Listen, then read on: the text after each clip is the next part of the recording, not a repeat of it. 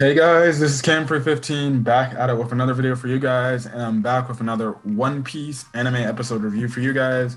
I'm here to talk about One Piece anime episode 982, and what was a pretty real, which was a really good looking episode. The animation for this episode, I'm sorry, I think from what we've seen up to this point, the animation in this episode was probably the best animation Wano has given us. My God.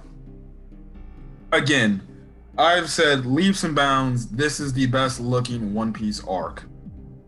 And this episode, man, was something to behold. This was movie budget animation in this episode alone. We got 24 minutes or 23 minutes of a legit movie. And it was just good. From the beginning to the end, the animation was spot on. The whole, Tobi Roppo scene, that looked good. The ending, the start to the episode, especially that one pose after Luffy and the other Straws taking out all the people at the Torii Gate. My God, that one shot when Luffy's just standing on top and then everybody else is crossing their arms and I was like, yo, I need a picture frame of that. Um, you know, um, Queen singing his freaking little party song there. That looked great. Oh my goodness. They went to a widescreen format and they literally made it look like it was a movie. Like it was like presented by Onigashima, like it was some sort of movie. I'm like, oh my goodness, this looked amazing. And then the end of the episode was just amazing too, especially with the sake cups at the end and stuff like that. This episode was flat out beautiful. And again, I'm just utterly blown back that Toei is putting this much, passion into the one arc. This is how all sorts of animes should look. Obviously, you have your budgets on what animation, you can use and how it looks like. But regardless, it was freaking phenomenal with how this episode looked. Like, my eyes did not go off the screen one bit when I was watching this episode on my damn TV. My goodness, that's my TV. Just imagine what it looks like on like a legit big screen, flat screen TV, man. This probably looks beautiful. Like my grandpa's house has a big freaking TV. I'm gonna have to go over there and watch this episode again, just straight up on that big flat screen TV, because that's how good this episode looked. Like my God, my God. But other than that, other than my animation praise, let's get into the story points of this episode, because we do find out some pretty interesting revelations and stuff like that. Now, obviously, the episode starts off where we last left off, but mostly it takes the eye approach of the Scabbards, and the Scabbards talk about the fact that Torii Gate is there, and the fact that it can be a problem because there's a lot of men on that in that vicinity, in that area, and how they could potentially stall or derail their, attempt to get onto Onigashima. But then that's when they see the explosions. That's when obviously the Straws made their attack on the Torii Gate. And again, we get beautiful animation when Luffy's just using Gum Red Hawk, man. The animation, the transition, the animation there looked absolutely stunning. After he did it, and he landed on that one piece above the rest of his crewmates, man. I'm telling you, man, it looked beautiful. There was so many like thumbnail freaking shots I could have taken a picture of. Obviously, I took a picture of when you clicked on this video of the Tobi Roppo, because they were kind of the main people in this episode, really the main focus of this episode. But still, like that could have been a freaking that could have been a freaking thumbnail. The ending where all the sake cups were there together, that could have been a freaking thumbnail there. Oh my goodness. One Piece is making it hard to decide on what should be the thumbnail for the episodes and stuff like that, but whatever.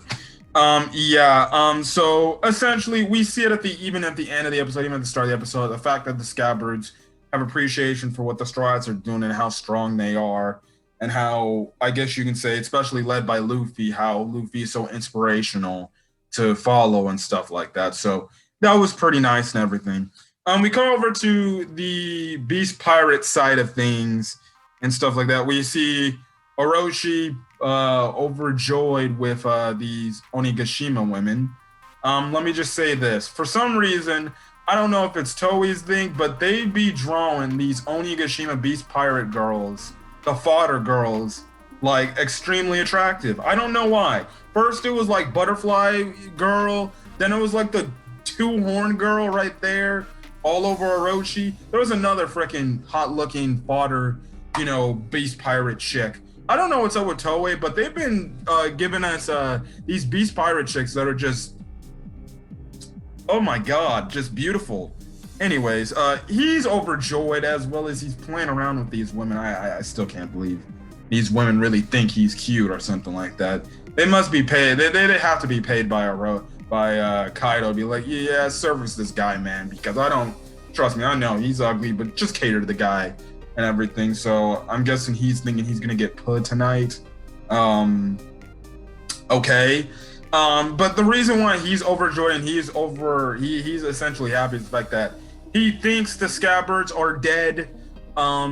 Because now that they're gone, he can essentially relax all his demons and fears, which again, I can't wait to see when the scabbards confront him and his fears are back again and stuff like that. So yeah.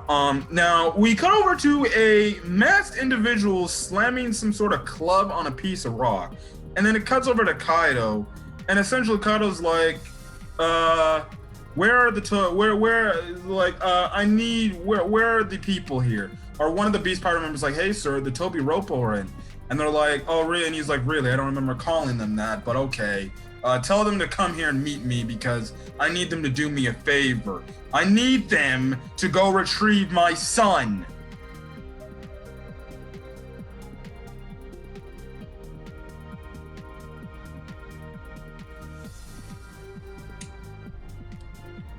What the fuck? Excuse my language, but Kaido has a son?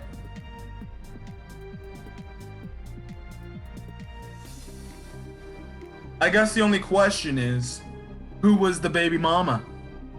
I have no clue. No clue whatsoever. But apparently Kaido has a son. I didn't know Kaido had a child, but okay. Wonderful. That's a huge revelation. We didn't even know Kaido had a son, or had any children to begin with. Maybe he knocked somebody up back in his spare time, I guess, and then obviously had a kid. But this masked individual apparently is his son, and stuff like that. And I'm guessing his son is a nuisance to him. So, yeah, pretty interesting and stuff like that. He also wants his son to attend the Fire Festival party, so I'm guessing his son is the delinquent type who doesn't like to listen to his father. So very interesting there. Anyways, again, when the party, we see the Tobi Roppo show up, and we see again the widescreen format of this episode where Queen is just singing his song we heard him sing back at the prison and everything. We see Scratchman Apu here, so I'm guessing Scratchman Apu, another person from the Worst Generation. I'm guessing he's in Kaido's crew. Well, another, I guess you could say another Worst Generation member in Kaido's crew. So you have X-Drake, who we later find out is a member of the Tobi Roppo, Scratchman Apu, and Hawkins. So that's 3 members of the Worst Generation who are in Kaido's crew, apparently. Well, in Scratchman Apu's case, apparently. But okay, makes sense why you'd be here because he likes music and stuff like that. But Queen in this whole visually amusing and visually stunning scene, he essentially calls out the waiters, the gifters, the pleasures, the numbers, Orochi's men, the Tobi Roppo, even though he kind of disses them at the same time. He's like, oh yeah, the Tobi Roppo? Oh, that's right. They don't say bullshit anyway, so don't worry about those guys. Screw those guys. So that pisses the Tobi Roppo off even more and stuff like that. We cut over to Orochi a little bit, and Fukurokoju is just standing there like, I think Orochi, you're having a little bit too much fun, my friend. And Orochi's just like, live it up, man. Go out there. They're called your name and stuff like that. We also find out that Big Mom's also changing into her kimono because that's what Kaido says. And then also Queen announces to the other Beast Pirate members saying, oh yes, we got some very special party guests that are coming on the way. And that is Big Mom's children. Yeah, things didn't get any worse. If Big Mom's children shows up, we know how much of a problem some of those children are. Again, we don't even know if Big Mom's children knows that Big Mom made an alliance with Kaido. I don't even think they know that. So clearly when they get there, they're probably gonna have to be like, what's going on here? And then Big Mom can be like, oh, we're an alliance and stuff like that. But yeah, and Big Mom's children shows up, even though it's not all of them. That could be problematic because we know from the Whole Cake Island arc how some of them are pretty problematic. Anyways, in the next scene, we get introduced to the Tobi Roppo. They're essentially like a band of misfits that I guess you can say somewhat argue and pick fights with each other. Again, the animation on all of them looked really good. The Tobi Roppo members are ex-Drake, a guy named Sasaki, Page 1, who we saw earlier in this arc go up against Sanji and epically fail, is a member of the Tobi Roppo. Although Sanji didn't take him down completely, he gave him some fits and troubles. This girl Ulti, who apparently from what I've heard is a lot of people simp for her. That's the one thing I saw on my TL when it came to One Piece. People are like, Ulti's finally here. So yeah, I can see why. She has a very colorful Luffy-like personality. This individual called Who's Who, and then this one chick named Black Maria. Although she looks just as good, if not waifu level material for this. Plus, she's the type of character that likes to do that. You know, the whole anime character that likes to stick their tongue out, or the One Piece characters that like to have their tongue out all the damn time. It seems like they're a colorful cast of characters and stuff like that.